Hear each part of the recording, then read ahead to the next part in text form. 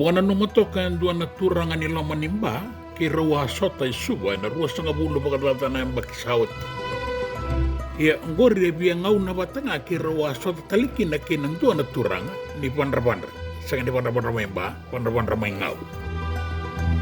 Iraw na turang ang go, iraw kilay levo, na sere iraw ang bulia, kasi iraw ngoditu yung dainday.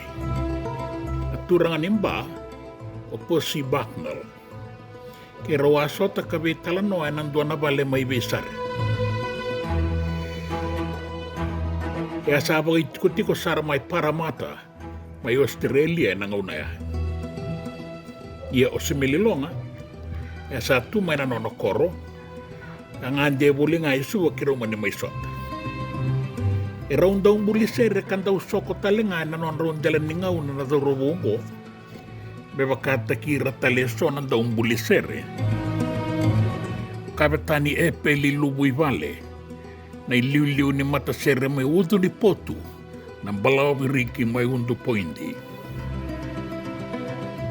Obi ni balay na mau, na turang ni Potu ang may mbuwa, kaya daw nindalay sa tura. Na tingo ni uluin na bagasinga, kaya nabong katali ng matasere, erasarong o di baga buundua sara ni kuwa. Talita kibole bumbaleta ni rasere bagay talanoa. Talanoa ni bebo nuay biti. Akenra kau salu-salu. Na sini kau. Kena kenra sasalu. Tuwa kini bonua. Kena kenan raki. Ni rasambulian doa na sere rasamang gosatak. Ukaya tali na somo batakin na boy-boy. Erambulian na sere. Beba kasar nga na kaya rabaka sa batak. Kaya kaya mbulian doon kena sere na marama, ay karuangan di baka sa bumba.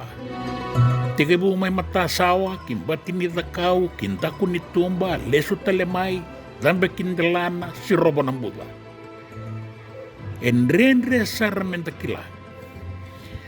Iya, ubo ni marama, ire-rein tambe wele-wele ito ka nga na kenramaliwa siya nga sarangani singgama, sekila ni kena sere salanga dito koya. Ebunga na matasere nga ni Wanga era kay muakin. Ebunga bayirang ko erang daw soko. Era sokota na non dabi atu yanu. Karabaga to kaya nga kinawanga era zaka bolikina. Mebaka na andikeba. Andikila na matasere ni andikeba. Doon na sere akilay lebukina. Ebunga ango. Ni rongo zamanda na lewe ni biyasana. May utay talano at takamanda au vietuku na indua na wanga bagalada. Goa na italanoa ni wanga na maloilelei.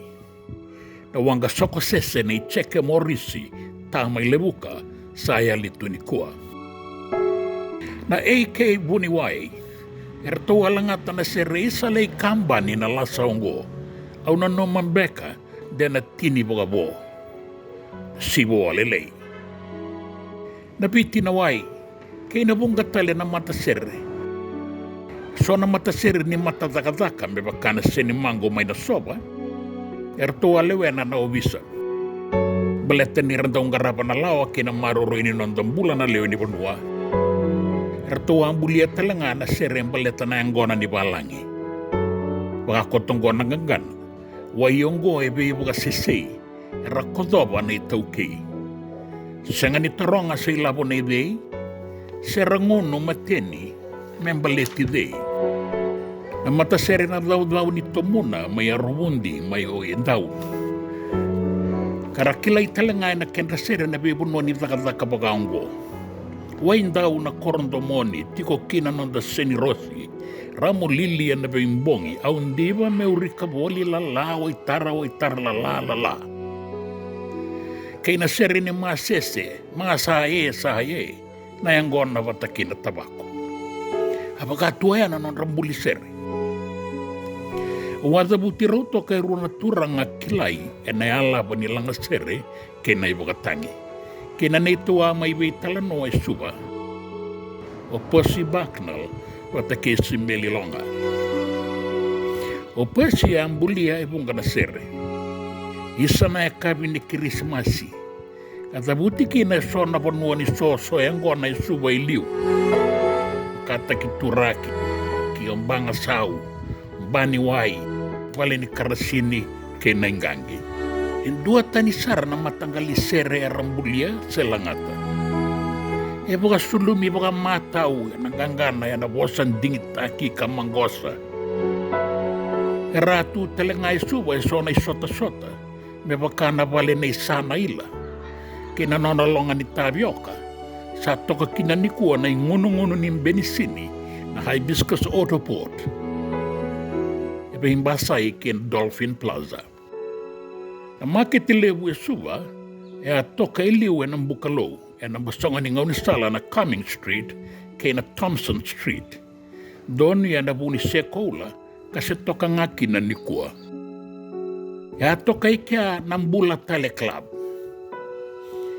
Andau venga ravi wolikin na indua na marama mata vinaka. Moga e dhani koe tuopesi me o sisi na e dhana. Kaya via uni bonga mbalabu di sista. Au sanga ni kela. Ana nona i bonga madala via una. Turanga go. E turanga talenga e ndau tala noa boga vinaka sara vinkenda.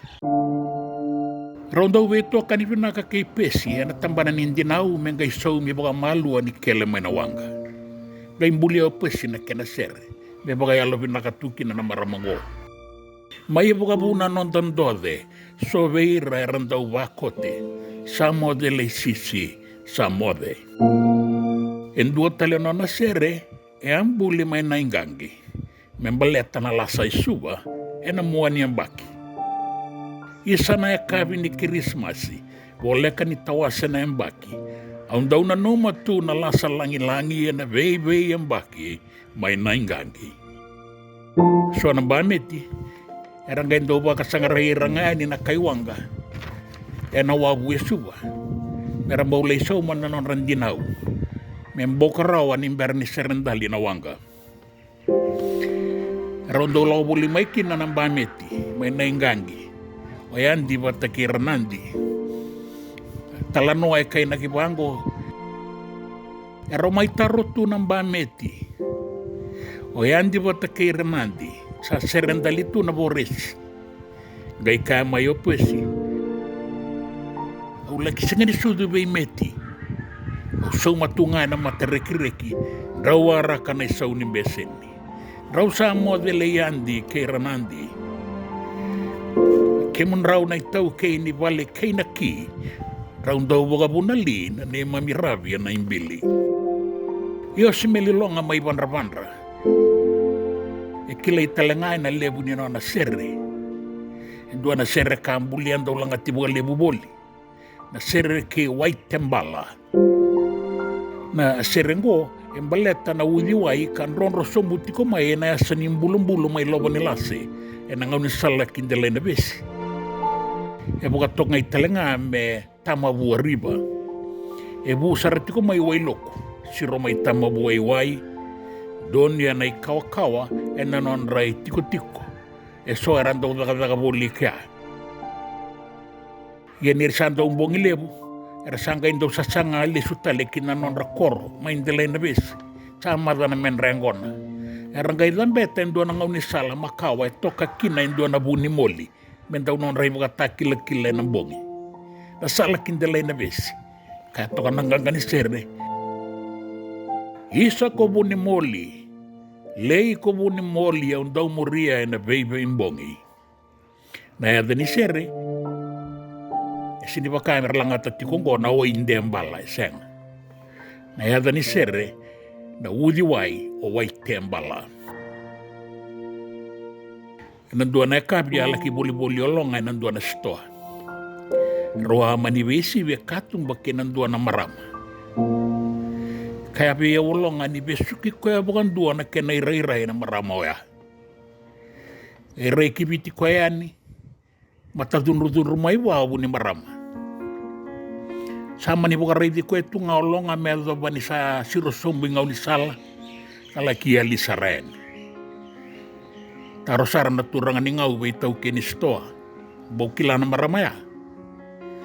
So umali sumay na itaw kinistoa sen. Ia sando boli-boliti ko eke. au bautanga ni marama ni asawa. Sa ambuli sarangai ke ana ke na italanoa ni sota leka ki andi tao madala. Dua na marama sa mata binaka o ia umbe ka undondomo vala ki asawa. Au undondomo buni ang unisala dua tani ngao ke mo ni marama. Ke amani soli menongo na bula darulele kina kinongo wanua. Kina vei niu nuku bula kina vei via e wanua. Nanganga ni serea ya ambuli nga ni senduritu e na loma ni stoa na turangago. Buatarungi koe se ruanga i mani sota tali. Kai vei au ni sanga tali bukan dua ni rosota kina maramo ya. Enti nambeka ni nandau rongota boli na maramo ngona sero ya. Sanga tiko ngani kila. Sai koe na marama ni asawa e rawasota kina turanga ni bandra. O atiko pokatakataka mai na woliku e nandua na ngauna. O maningan desa remula ki sarasara ki malau na ikele ni wanga mai lambasa. Mula ki reida na ponua katoka kina na koro o boro wata ki buo. Viria watoka mai wai na yanu o mali. Sasangan beka ni bakasara na kena rei liu.